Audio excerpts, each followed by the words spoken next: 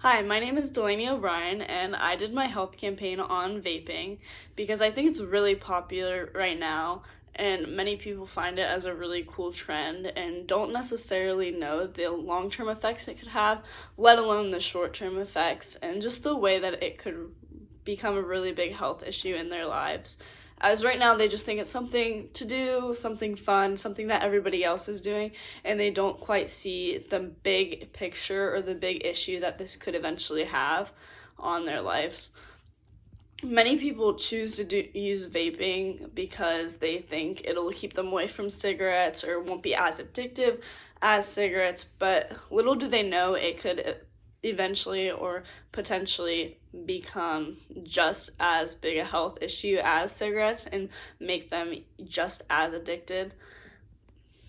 And many don't know that just because you're not smoking cigarettes doesn't mean you won't have health issues. Vapes and e-cigarettes can cause just as big as health issues as smoking cigarettes, such as popcorn lung.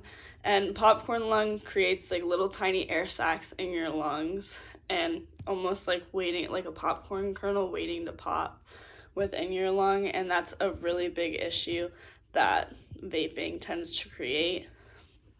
Another issue is addiction. Whereas you might not think you're going to become addicted, you very much well can become addicted because many different vapes do contain nicotine. And if you weren't smoking cigarettes or using a product that could potentially put nicotine into your system, now you are, and you could become just as addicted. I would say the target population for my health campaign would be young adults, not necessarily children, but also not like actual like full-grown adults, because I think young adults are more likely to be using vapes, whereas yes, full-grown adults can be using vapes. I think young adults are more likely to be using them, such as college students and people around that age group.